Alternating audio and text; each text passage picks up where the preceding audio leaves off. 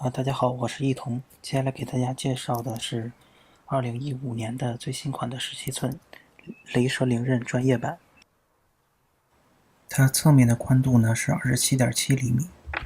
大概的插口呢就是一个电源插口、一个网线插口、一个 HDMI 的视频输出窗口，还有3个 USB 3.0的接口，还有最后一个是3.5毫米的耳机插口。这个右边呢有一个防盗锁孔，还有一个风扇口。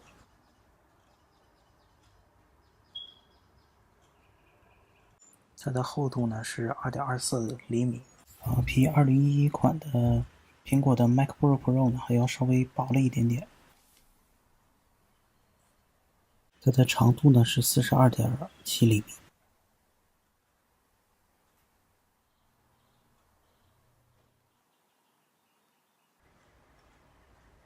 它这个侧面的倒角呢还是非常平滑的。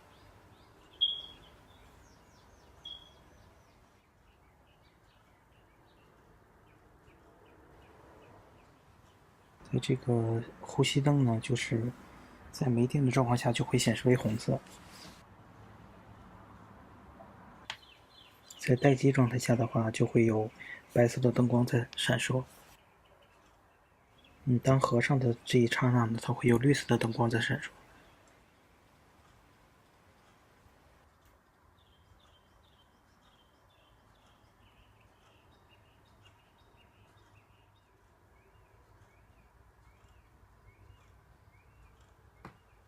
它的电池呢是5000毫安的74瓦时的锂电池，内存呢是有2个8G 的内存条，处理器呢是 i7-4720HQ，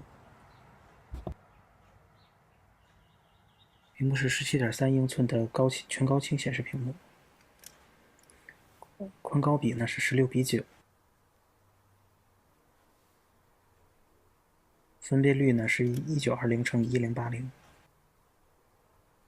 显卡呢就是这个 GTX 960M， 是4G 的显存。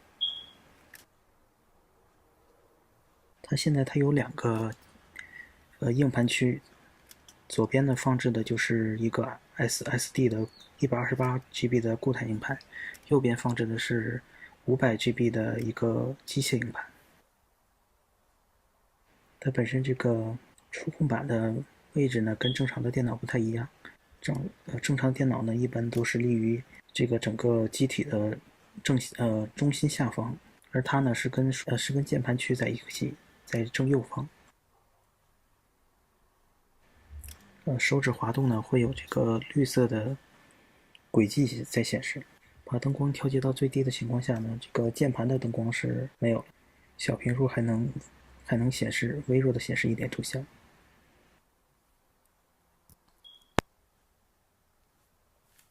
它这个几乎所有的按键呢都是可定制的，可以设置按键对应的快捷键。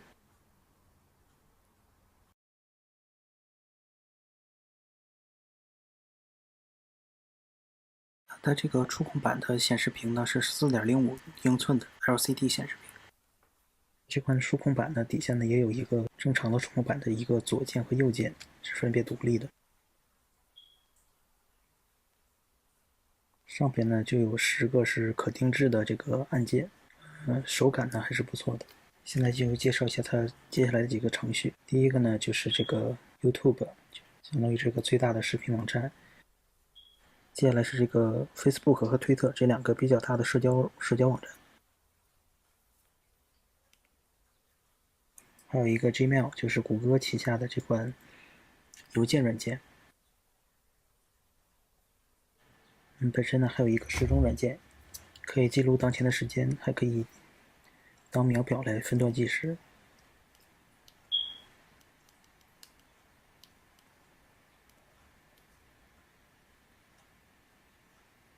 它3指滑动呢，就是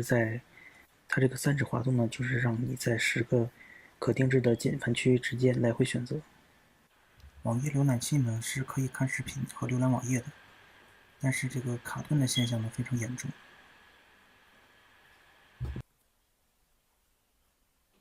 这个呢就是游戏模式的话，就是可以把几个容易误触的按键把它关闭。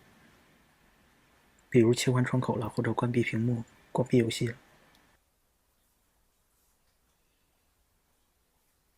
这个就是为旧共和国智慧这款网络游戏设置的。还有一个小键盘区，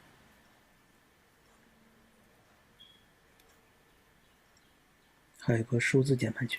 这个数字键盘区呢，按键是可以定义图案的。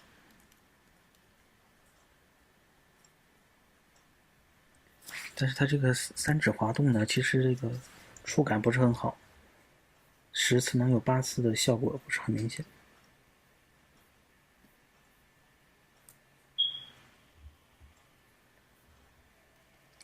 上面这个8呢，就是这个 Windows 按键，基本把 Windows 8常用的几个快捷键都列了上来，比如这个搜索了、窗口键、搜索文件的这个按键，还有这个 Windows 8的设置键，都集成化到一个按键上。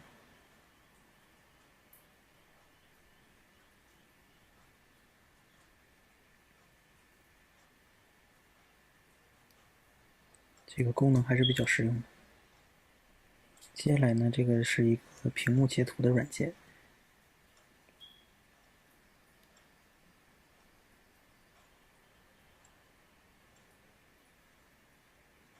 还有一个设置软件，可以设置鼠标的灵敏度和光标的移动速度。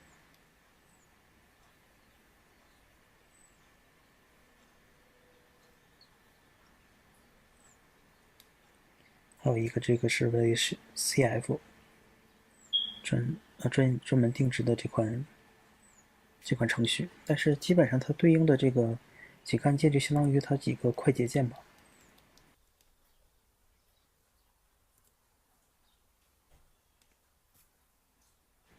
还有一个比较实用的就是这个像监视窗口的这个软件，可以看着你现在的 CPU 的使用率、内存的占有率、网络的占用率，还有个人的一些基本信息。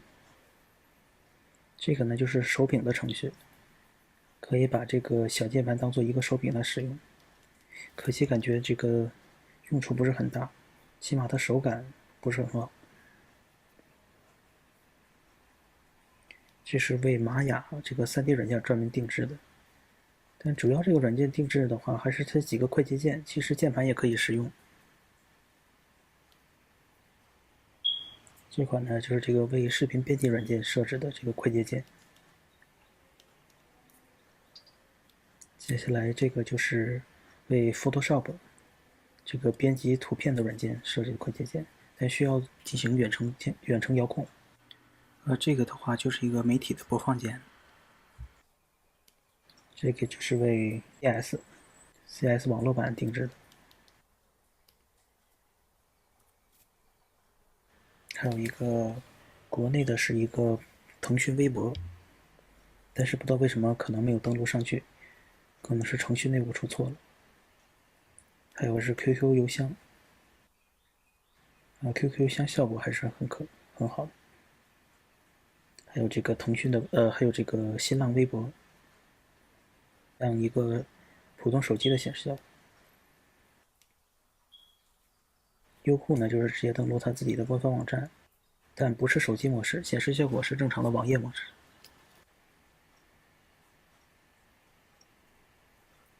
这个是雷蛇的一个记事本软件，只能打英文。还有为这个英雄联盟设置的多款这几个按键。这个软件就相当于是一个监控时间的软件吧，可以检查一下这个东西刷新的时间。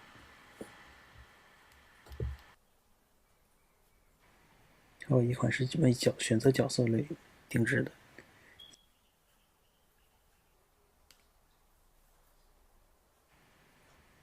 还有一个它的这个英雄对应的快捷键，几个技能的按键。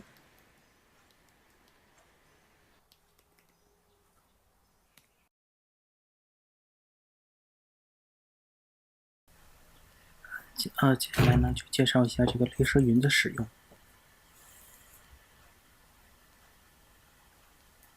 它默认的话是开机就会自动启动的。每个按键呢都可以再定义它这个其他的功能。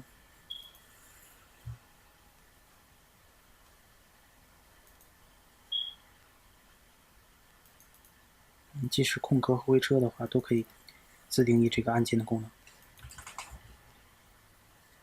它这个触控板呢可以调节这个灵敏度，还可以更改触控板的背景。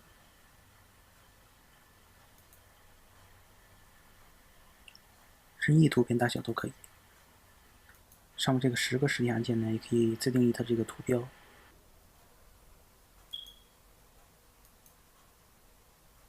只要图片不是太大，基本都可以使用。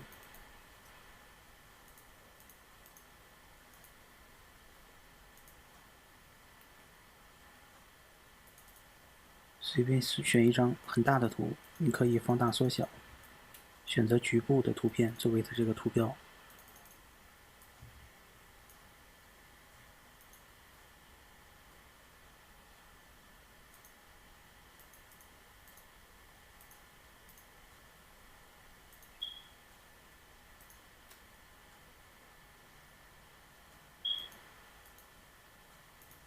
就有多种模式和快捷键可以选用，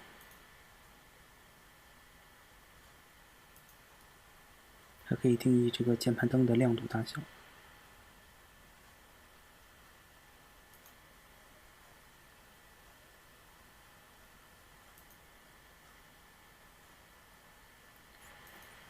应用程序呢，就是它这个应用程序呢，总共是会有10页，但是我全部下载之后呢，总共大概是有32个程序。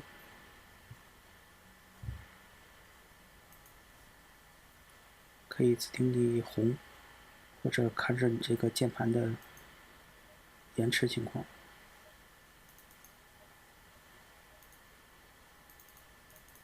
还有一些电脑的这个录入的信息。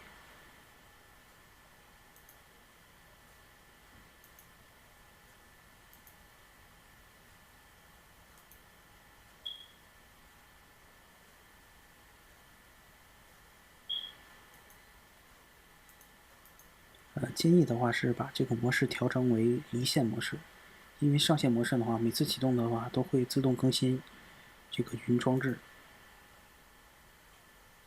所以比较耗时。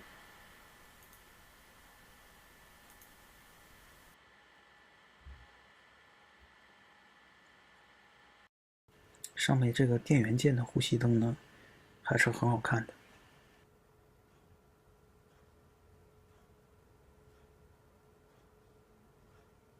在电池电量不足的时候呢，这个电源键的呼吸灯就会变为红色。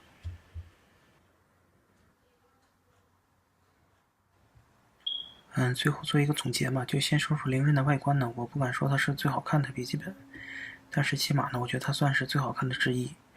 因为呢，它本身就是有雷蛇独有的这个绿色的这个灯光的标志，而且呢，全身呢还是铝制的机身，四周呢这个棱角呢还非常的摸起来非常的平整圆润，而且整机的这个外壳呢也是几乎也是像一体化的这种，没有任何凸起。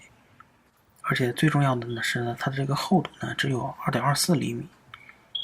我觉得在这个现在什么东西都追求极简极薄的情况下呢，我觉得它这个外观上绝对是非常独树一帜的。但我觉得它这个配置呢，我不想再过多说什么。我觉得对于一个笔记本的实际上的这个使用意义来说呢，它能带动市面上的绝大部分的这个游戏和软件的最高的显示效果，我觉得它这样就已经足够了。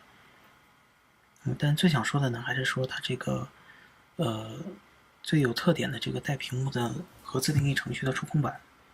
我觉得它这个好处呢是确实它程序很多，功能也不错，也极大的延伸了笔记本的使用价值。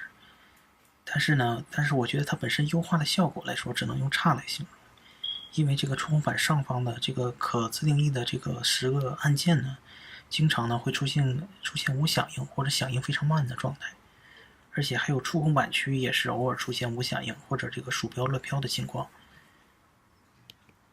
当然呢，我觉得这个总归还是要软件优化的，而且我觉得随着雷蛇不断的发展，它会有大幅度的提升。但是我觉得，作为一个不是靠软件起家的公司来说，它确实还需要一段时间。接下来呢，还有一个毛病呢，就是它这个散热能力也非常不理想，基本半小时呢，游戏的机器风扇就会一直响，而且电脑呢和电源适配器呢都会很烫，总有这一种可别玩着玩着就把机器给弄爆了的感觉。本来还想演示一下那个《侠盗猎车手5》呢，在这个灵刃上的这个演示效果，但可惜呢，优酷默认的是，任何关于《侠盗猎车手5》的这个游戏的内容呢，都会主动把你这个视频删除，所以没有办法，就不能上传这个东西了。就介绍到这里了。更多视频大家可以观看我的优酷个人频道，或者在微博关注我。谢谢大家收看。